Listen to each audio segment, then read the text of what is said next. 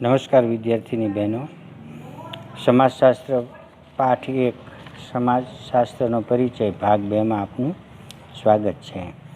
ગઈકાલે આપણે ભાગ 1ની અંદર સમાજશાસ્ત્ર વિશે થોડી માહિતી મેળવી, જેમાં સમાજશાસ્ત્રની વ્યાખ્યા, સમાજશાસ્ત્રનો ઉદ્ભવ અને સમાજશાસ્ત્રના પિતામહ ગણાતા ઓગસ્ટ કોત વિશે કેટલીક માહિતી મેળવી. આજે આ વિડીયોના માધ્યમથી પાર્ટ 2માં બીજા ભાગમાં આપણે જુદા જુદા અન્ય સમાજશાસ્ત્રીઓ વિશે અભ્યાસ કરવાના છીએ. એમાંના ઇમાઇલ દુર્ખીમ, જેનો સમયગાળો છે 1858થી 1917.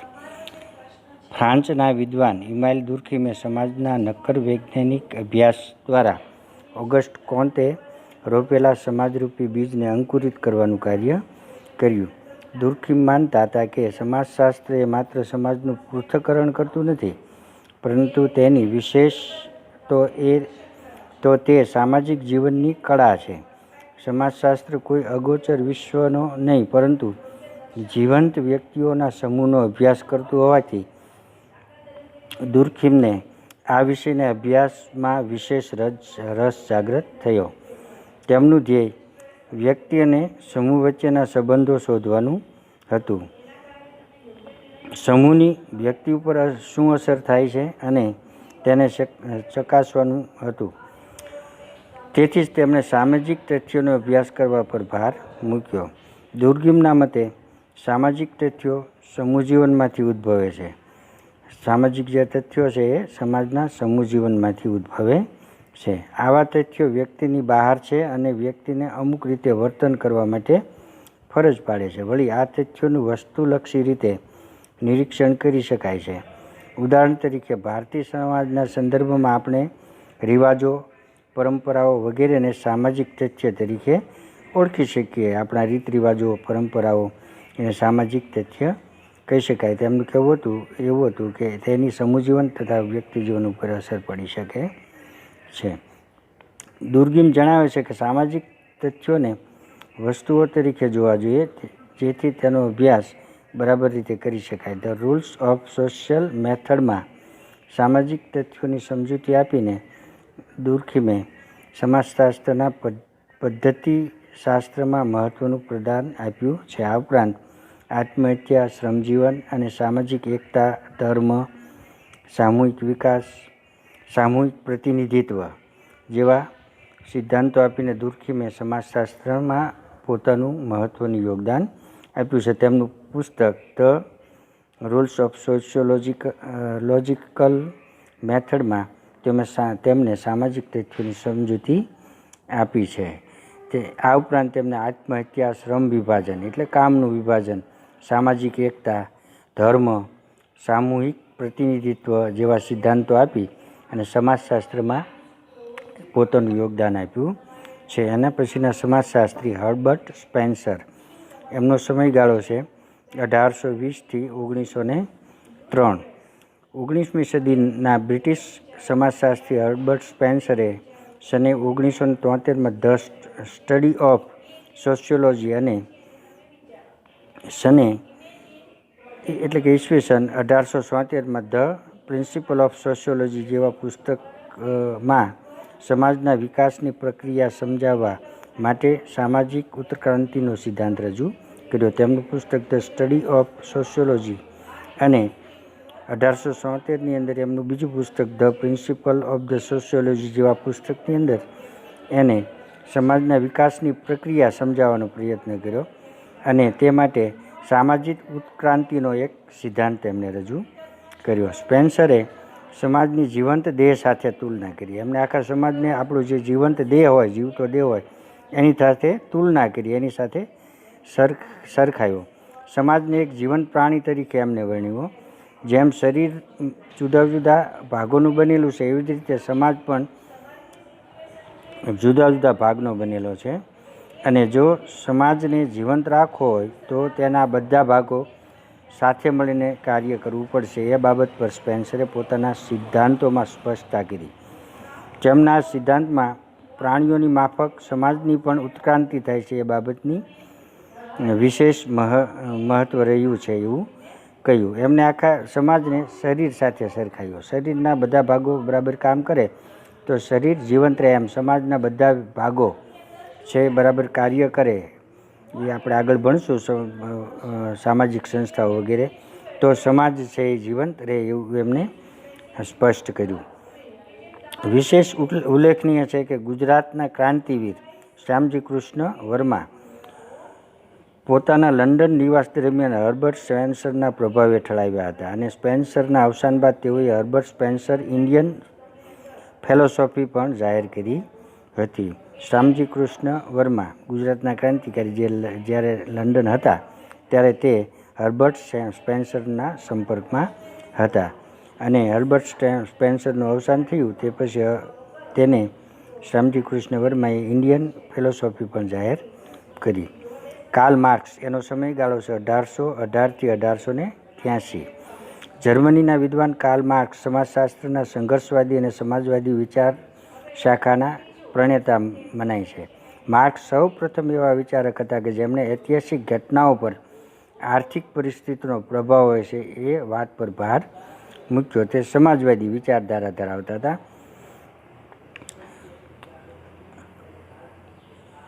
એમનો માર્ક્સ છે પ્રથમ એવા વિચારક હતા કે જેમણે ઐતિહાસિક ઘટનાઓ છે એની પર આર્થિક પરિસ્થિતિનો પ્રભાવ હોય છે એ વાત પર ભાર મૂક્યો.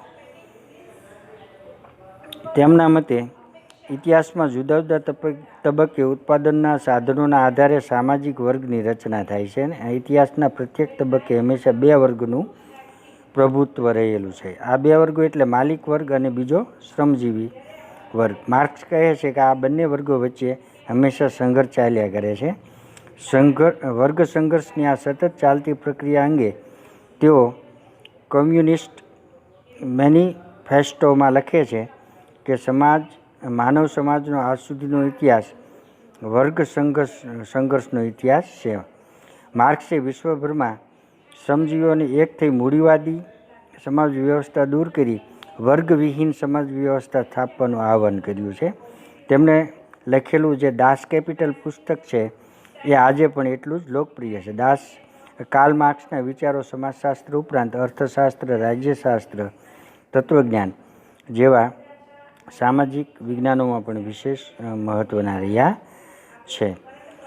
તેને મૂડીવાદી વ્યવસ્થા દૂર કરીને સમાનતા, બધા વર્ગવિહીન એટલે કોઈ આર્થિક લેવલને ધ્યાનમાં લેતા ગરીબ વર્ગ, મધ્યમ વર્ગ એવું ન હોવું જોઈએ, વર્ગવિહીન બધા એક સમાન એવું આહ્વાન કર્યું છે એને. દાસ કેપિટલ એમનું પુસ્તક આજે પણ લોકપ્રિય છે. મેક્સ વેબર, એની પછીના સમાજશાસ્ત્રી મેક્સ વેબર, જેનો સમયગાળો છે 1864 થી 1920. માનવીના સામાજિક વર્તનને સમજાવવામાં જર્મનીના મેક્સ વેબરનું નામ જાણીતું છે. વેબરના મતે સમાજશાસ્ત્રનું મુખ્ય અભ્યાસ વસ્તુ સામાજિક ક્રિયા છે અને સમાજશાસ્ત્રને વિજ્ઞાન તરીકેનો દરજ્જો આપવા માટે નિર્ણાયક ભાગ ભજવે છે. આથી જ તેઓ સમાજશાસ્ત્રને સામાજિક ક્રિયાની અર્થપૂર્ણ સમજ આપતા શાસ્ત્ર તરીકે ઓળખાવે છે. વેબરે આપેલી આદર્શ પ્રકારની પદ્ધતિ સામાજિક સંશોધનમાં વિશેષ ઉપયોગી પુરવાર થાય છે. તો વિશ્વના જુદા જુદા ધર્મોના તુલનાત્મક એટલે બધા ધર્મોની સરખામણી, એકાબીજા ધર્મો સાથેની તુલના કરી, તુલનાના આધારે વેબરે રજૂ કરેલો પ્રોટેસ્ટન્ટ ધર્મની આચાર સંહિતા અને તેનો મૂડીવાદ અંગેનો અભ્યાસ તથા સત્તા અને નોકરશાહી જેવા સમાજશાસ્ત્રીય અભ્યાસોએ સમાજશાસ્ત્રને વિકસાવવામાં યોગદાન મેક્સ વેબરે આપ્યું છે. આમ ફ્રાન્સમાં ઓગસ્ટ કોન્ત દ્વારા રોપાયેલું સમાજશાસ્ત્રીય બીજ ધીમે ધીમે વટવૃક્ષ બનવા લાગ્યું, એટલે વિકાસ એનો થવા લાગ્યો. યુરોપ ઉપરાંત અમેરિકા અને ઇંગ્લેન્ડમાં તેનો ખૂબ ઝડપી વિકાસ થવા લાગ્યો. સને 1876માં અમેરિકામાં યેલ વિદ્યાલયમાં વિલિયમ ગ્રેહામ સ્પન્સરના પ્રયત્નથી સૌ પ્રથમ સમાજશાસ્ત્રનું અધ્યયન અને અધ્યાપન કાર્ય શરૂ થયું. સને 1990માં યુનિવર્સિટી ઓફ કેન્સાસમાં એલિમેન્ટ ઓફ સોશિયોલોજી એટલે કે સમાજશાસ્ત્રના તત્વો શીર્ષક સાથે સમાજશાસ્ત્રનો અભ્યાસ શરૂ થયો. તો યુરોપમાં સન 1995માં યુનિવર્સિટી ઓફ બોર્ડેક્સમાં જર્મનીની અંદર ઇમાઇલ દુર્કીમના પ્રયત્નથી સમાજશાસ્ત્રનું અધ્યાપન અને અધ્યયન કાર્ય શરૂ થયું. અધ્યાપન એટલે ભણવું, સંશોધન કરવું, ભણવું, અભ્યાસ કરવો અને પછી પાછો અભ્યાસક્રમની અંદર એને અભ્યાસક્રમની અંદર એને ભણાવવાનું શરૂ કરવું. યુનિવર્સિટીમાં એનો સમાવેશ કરી અને વ્યવસ્થિત રીતે સ્ટુડન્ટોને ભણાવવામાં આવે એવી શરૂઆત મેક્સ વેબરે કરી. હવે આપણે સમાજશાસ્ત્રીઓ જોઈએ વિશ્વ કક્ષાએ, વિશ્વના જુદા જુદા દેશોનો જોયો. ભારતની અંદર સમાજશાસ્ત્રનો વિકાસ ક્યારે થયો એ મુદ્દો આપણે ભણવાના છીએ. તો ભારતની અંદર 1914માં સૌપ્રથમ મુંબઈ વિશ્વવિદ્યાલયમાં અનુસ્નાતક કક્ષાએ સમાજશાસ્ત્રનું અધ્યાપન કાર્ય શરૂ થયું. 1914ની અંદર સૌપ્રથમ મુંબઈ વિશ્વવિદ્યાલય એટલે મુંબઈ યુનિવર્સિટીમાં અનુસ્નાતક કક્ષાએ જે ગ્રેજ્યુએશન પછીના અભ્યાસક્રમો હોય એની અંદર સમાજશાસ્ત્રનું અધ્યાપન કાર્ય એટલે ભણાવવાનું કાર્ય શરૂ થયું. બ્રિટનના જાણીતા સમાજશાસ્ત્રી અને નગર નિયોજનના અભ્યાસી પેટ્રિક ગિડ્સના અધ્યક્ષપદે આ જ યુનિવર્સિટીમાં સમાજશાસ્ત્રનો અનુસ્નાતક વિભાગ શરૂ થયો અને 1924માં જાણીતા સમાજશાસ્ત્રી ડૉક્ટર ગોવિંદ સદાશિવ ઘુરીએ આ વિભાગના અધ્યક્ષ થયા. સને 1952માં સ્થપાયેલી ઇન્ડિયન સોશિયોલોજિકલ સોસાયટીના પ્રેરણા સ્ત્રોત અને સોશિયોલોજિકલ બુલેટિનના મુખ્ય સંપાદક એવા ઘુરીએ ભારતમાં સમાજશાસ્ત્રના વિકાસની એક નવી કેડી કંડારી આપી, એટલે નવી કેડી શરૂ કરી. ઘુરીએ કરેલા અભ્યાસો અને તેમણે તૈયાર કરેલી સમાજશાસ્ત્રના વિદ્યાર્થીઓની પેઢીને કારણે, જેના દ્વારા જે વિદ્યાર્થીઓ તૈયાર થયા એની પેઢી એના કારણે મુંબઈ વિશ્વવિદ્યાલયમાં ભારતના સમાજશાસ્ત્રના અભ્યાસનું કેન્દ્ર બન્યું. તેમના નીચે જે વિદ્યાર્થીઓ તૈયાર થયા એ બીજી પેઢીએ ના કારણે મુંબઈ વિશ્વવિદ્યાલયમાં સમાજશાસ્ત્રના અભ્યાસનું છે કેન્દ્ર બન્યું.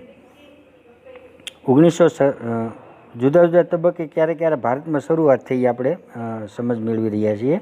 1917માં કોલકાતા વિશ્વવિદ્યાલયમાં વૃજેન્દ્રનાથ શીલના પ્રયત્નોથી અર્થશાસ્ત્રની સાથે સમાજશાસ્ત્રનું અધ્યયન શરૂ થયું.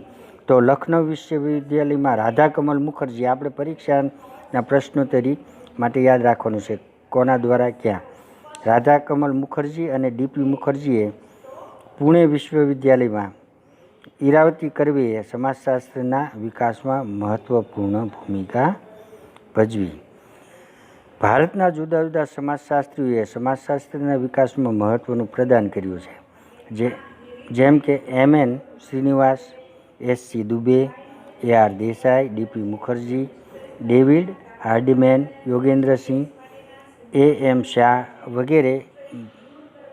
ગાંધીજી અને બાબા સાહેબ આંબેડકર જેવા સમાજ સુધારકો, સમાજચિંતકોએ પણ ભારતીય સમાજને વૈજ્ઞાનિક રીતે સમજવાનો પ્રયાસ કર્યો. વળી Indian penal council of social science research એટલે કે ICSSR અને UGC દ્વારા સામાજિક સંશોધન માટે નાણાકીય મદદ પ્રાપ્ત થતાં સમાજશાસ્ત્રીય સંશોધનને વેગ મળ્યો. UGC દ્વારા સંશોધન કરવા માટે નાણાકીય વ્યવસ્થા કરવામાં આવી, તેથી સમાજશાસ્ત્રના સમાજનો અભ્યાસ કરી અને સંશોધન કરવું એને વેગ મળ્યો. ભારતના અન્ય વિશ્વવિદ્યાલયોની જેમ ગુજરાતમાં વિવિધ વિશ્વવિદ્યાલયો તેમજ ગુજરાત વિદ્યાપીઠમાં સ્નાતક અને અનુસ્નાતક કક્ષાએ સમાજશાસ્ત્રનું અધ્યયન અને અધ્યાપન કાર્ય શરૂ થયું.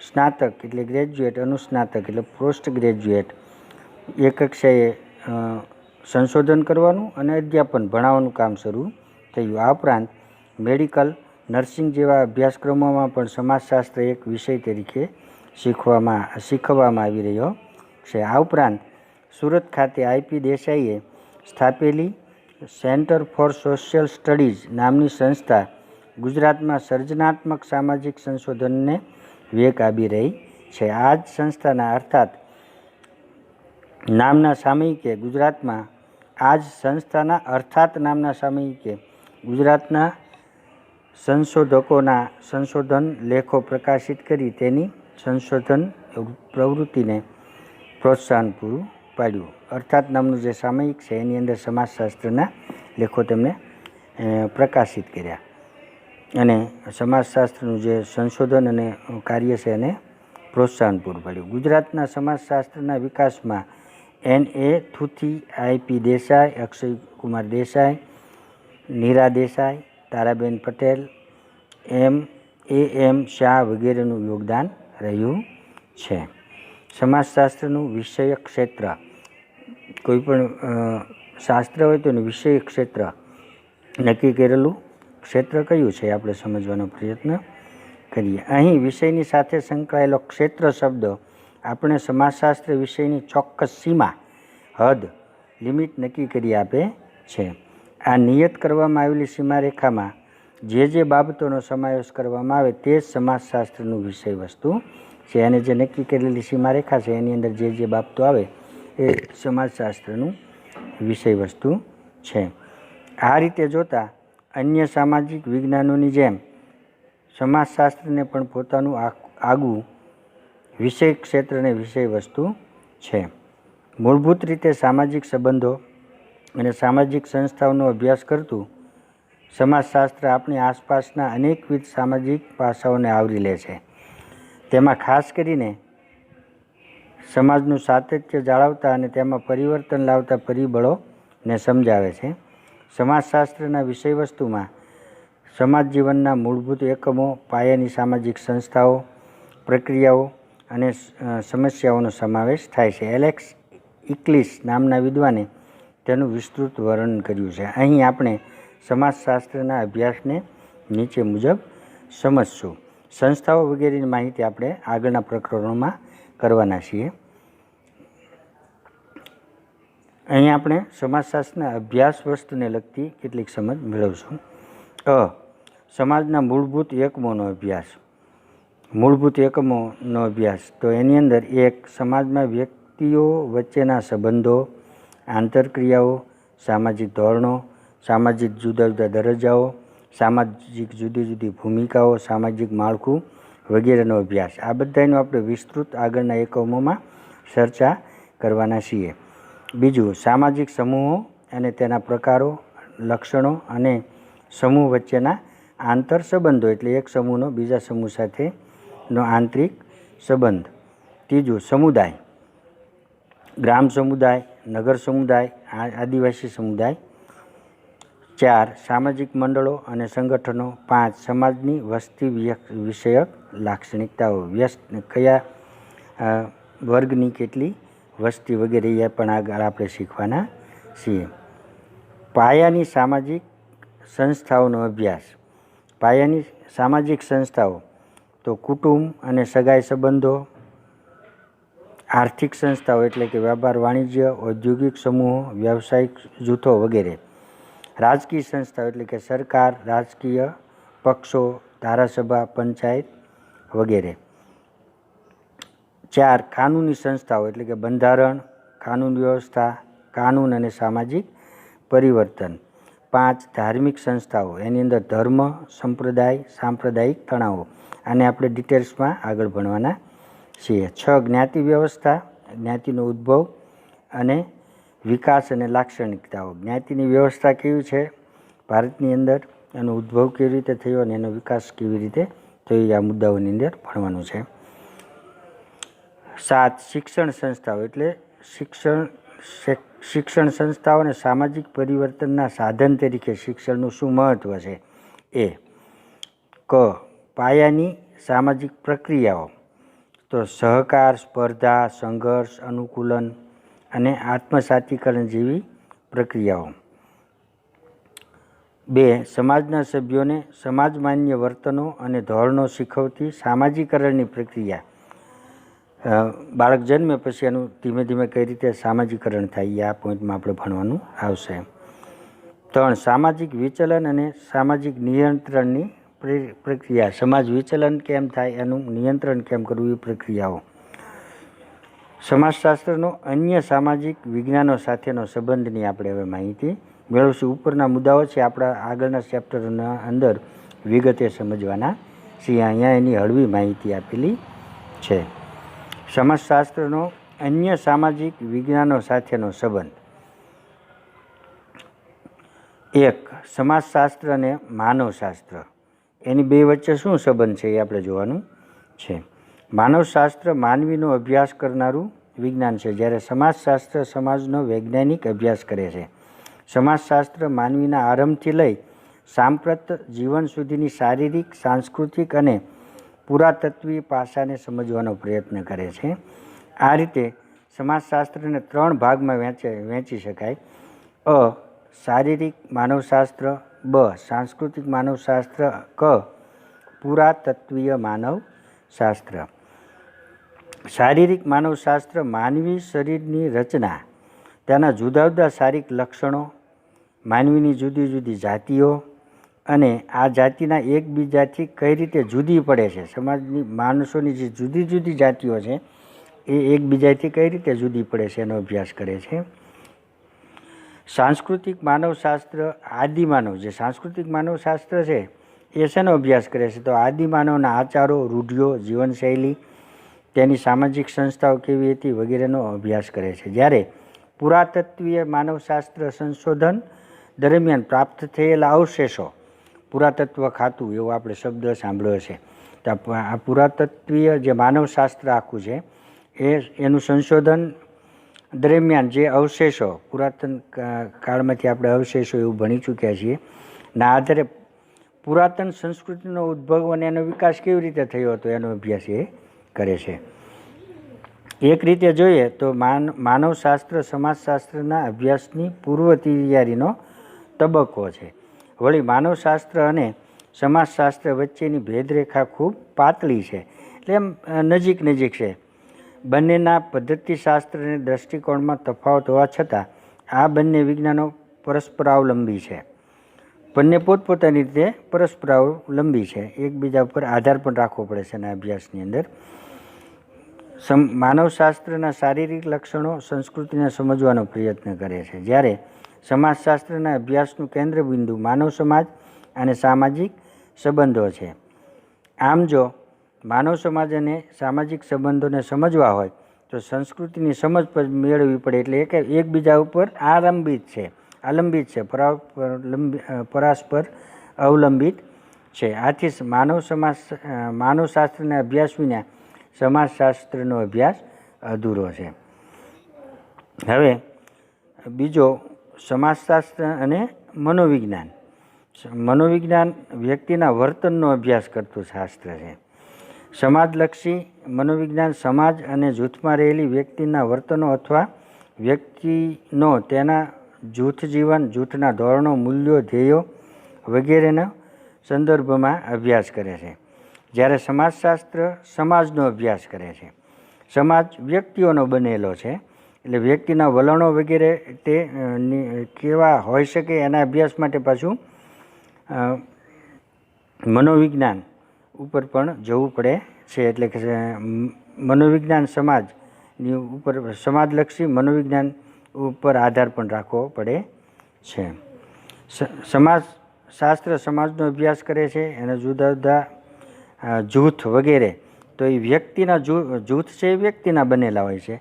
એટલા માટે આ બંને સામાજિક વિજ્ઞાનો એકબીજા પાસેથી માહિતીની આપ લે કરે છે. સમાજશાસ્ત્ર વ્યક્તિત્વ વગેરેના અભ્યાસમાં મનોવિજ્ઞાન પાસેથી માહિતી મેળવે છે, જ્યારે મનોવિજ્ઞાન વ્યક્તિના વર્તનને સમજવા જૂથને ધ્યાનમાં રાખે છે, જે સમાજશાસ્ત્રમાં આવતું હોય છે. એટલા માટે એકબીજા ઉપર આધાર રાખે છે. એટલે આથી જૂથ અંગેની માહિતી સમાજશાસ્ત્ર પાસેથી તે મેળવે છે. સમાજશાસ્ત્ર અને મનોવિજ્ઞાન સમાજલક્ષી મનોવિજ્ઞાનના ક્ષેત્રમાં ગાઢ રીતે સંકળાયેલા છે, એકબીજા ઉપર આધારિત છે, સંકળાયેલા છે. આ ઉપરાંત કેટલાક સમાન અભ્યાસ પ્રશ્નો જેવા કે લક્ષણો, લોકમત, ટોળું વગેરેના અભ્યાસમાં બંને સામાજિક વિજ્ઞાન વચ્ચે કોઈ તફાવત રહેતો નથી, કારણ કે બંનેમાં તે અભ્યાસો થયેલા હોય છે, સંશોધનો થયેલા હોય. ત્રીજું, સમાજશાસ્ત્ર અને અર્થશાસ્ત્ર.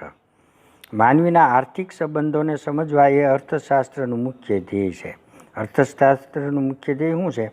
તો માનવીના આર્થિક સંબંધોને સમજવા, વસ્તુની ઉત્પત્તિ, તેનું વિતરણ, વિતરણના વિવિધ પ્રકારો, તેમાં આવતા પરિવર્તનો, વસ્તુની માંગ, તેનો પુરવઠો, વસ્તુનું મૂલ્ય, રાષ્ટ્રીય આવક, આર્થિક સંગઠનોનો ઉદ્ભવ, વિકાસ, તેના લાભ, ગેરલાભ જેવી બાબતો અર્થશાસ્ત્રના અભ્યાસ સાથે સંકળાયેલી છે. જ્યારે સમાજશાસ્ત્રના અભ્યાસનું કેન્દ્રબિંદુ સામાજિક સંબંધો છે. સમાજમાં બનતી ઘટનાઓને સમાજશાસ્ત્રી દ્રષ્ટિબિંદુથી ચકાસવી એ સમાજશાસ્ત્રનું ધ્યેય છે. આ બંને વિજ્ઞાનોમાં વિષય ક્ષેત્ર અને અભિગમની બાબતમાં ભિન્નતા હોવા છતાં બંને એકબીજા સાથે સંકળાયેલા છે. જે તે સમાજને સમજવો હોય તો એની આર્થિક સ્થિતિ વગેરેનો અભ્યાસ કરવો પડે, જે અર્થશાસ્ત્રમાં આવે, એટલે એકબીજા સાથે સંકળાયેલા છે. માનવીની આર્થિક ક્રિયા જે તે સમાજમાં રહે છે તે સમાજમાં ઉદ્ભવે છે અને વિકસે છે.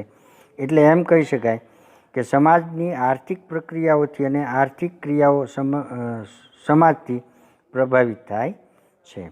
વળી બેકારી, ગરીબી, વસ્તીવૃદ્ધિ જેવી સમસ્યાઓનો અભ્યાસ સામાજિક વિજ્ઞાન કરે છે. જો કે બંનેનો દૃષ્ટિકોણ અલગ અલગ છે. સમાજશાસ્ત્ર બેકારી માટે કયા કયા આર્થિક પરિબળો જવાબદાર છે તે જણાવવાનો પ્રયત્ન કરે છે, જ્યારે સમાજશાસ્ત્ર બેકારીના સામાજિક પાસાઓને સમજવા તરફ પોતાનું ધ્યાન કેન્દ્રિત કરે છે. પરંતુ એક વાત સ્પષ્ટ છે કે માનવીના આર્થિક જીવનને સમજવા, તેની સામાજિક પ્રવૃત્તિઓને અને સામાજિક પ્રવૃત્તિઓને સમજવા માટે તેની આર્થિક પ્રવૃત્તિઓ સમજવી જરૂરી છે. આ અર્થમાં બંને સામાજિક વિજ્ઞાનો એકબીજાને મદદરૂપ થાય છે. સમાજશાસ્ત્ર અને રાજ્યશાસ્ત્ર. રાજ્યશાસ્ત્ર સત્તાનું સર્જન, ઉપયોગ અને તેની વહેંચણીનો અભ્યાસ કરે છે. સત્તાના સર્જન અને અમલીકરણ સાથે સંબંધ ધરાવતી વ્યક્તિના વર્તન અને સંસ્થા રાજ્યશાસ્ત્રના અભ્યાસના કેન્દ્ર સ્થાને છે. હવે સમાજશાસ્ત્રના રાજકીય સમાજશાસ્ત્રનો એક વિશિષ્ટ શાખા તરીકે પણ ઉદ્ભવ થયો છે. આથી રાજકીય સમાજશાસ્ત્રી તેમજ રાજ્યશાસ્ત્રીઓ મતદાન, વર્તન, રાજકીય વલણો, રાજકીય પક્ષના રચનાતંત્રો, રાજકીય વ્યવસ્થા દ્વારા હાંસલ કરવામાં આવતી ગતિશીલતા, સામાજિક અને રાજકીય આંદોલનો તેમજ અમલદારશાહી જેવા સમાન મુદ્દાઓ પર અભ્યાસ કરતા થયા છે. રાજ્યશાસ્ત્ર પોતાના સિદ્ધાંતો માટે સમાજશાસ્ત્ર પર આધાર રાખે છે. દાખલા તરીકે મેક્સ વેબરના નોકરશાહીના ખ્યાલોનો ઉપયોગ આધુનિક રાજ્ય વ્યવસ્થાને મૂડીવાદને સમજવા માટે કરવામાં આવે છે. વળી જ્ઞાતિ અને ધર્મના વર્તમાન રાજકારણના મહત્ત્વને સ્પષ્ટ કરવા માટે સમાજશાસ્ત્રીય સમજ છે એ મેળવી અનિવાર્ય છે, જે રાજ્યશાસ્ત્રની અંદર પણ સંશોધનમાં કામ આવતું હોય છે. એટલા માટે બંને સંકળાયેલા છે. આ બંનેની તુલના છે. સમાજશાસ્ત્રની શાખાઓ. સમાજશાસ્ત્રની કેટલી શાખાઓ, કઈ કઈ શાખાઓ, એના વિશે આપણે માહિતી મેળવીએ. સમાજશાસ્ત્રનું કાર્યક્ષેત્ર અત્યંત વ્યાપક છે. વ્યાપક છે એટલે ઘણું બધું મોટું છે. આથી સમાજશાસ્ત્રની અનેક શાખાઓ વિકસે છે. આ શાખાઓની વિશેષતા એ છે કે પ્રત્યેક શાખા સમાજશાસ્ત્રીય દ્રષ્ટિબિંદુથી સમાજમાં જે તે ક્ષેત્રનો અભ્યાસ કરે છે. દરેક શાખા અભ્યાસ કરે છે સમાજશાસ્ત્રને દ્રષ્ટિબિંદુથી કરે છે. આ અર્થમાં પ્રત્યેક શાખા પાસે જે તે પાસાનું વિશિષ્ટ જ્ઞાન છે. એક અંદાજ મુજબ સમાજશાસ્ત્રની 50થી વધુ શાખા છે. સમાજશાસ્ત્રની આ શાખાઓમાં ગ્રામીણ સમાજશાસ્ત્ર, નગર સમાજશાસ્ત્ર, કુટુંબનું સમાજશાસ્ત્ર,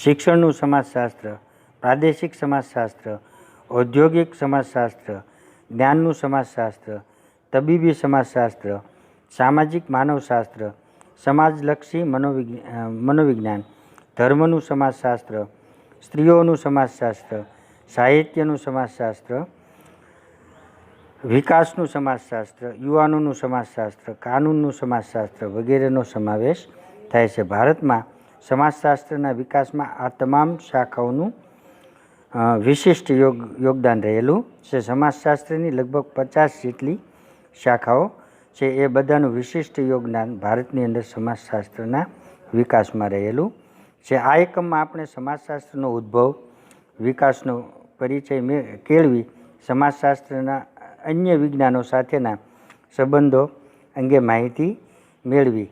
હવે પછીના એકમમાં આપણે સમાજશાસ્ત્રના મૂળભૂત ખ્યાલ, વિભાવના અંગે પરિચય મેળવવાના છીએ. સમાજશાસ્ત્ર એકમ 1 સમાજશાસ્ત્રનો પરિચય અહીંયા આપણે બીજા ભાગમાં પૂર્ણ કરીએ છીએ. હવે પછીના વિડીયોમાં આપણે સમાજશાસ્ત્રના મૂળભૂત ખ્યાલો એટલે કે વિભાવનાઓ વિશેની સમજ મેળવીશું. આવજો.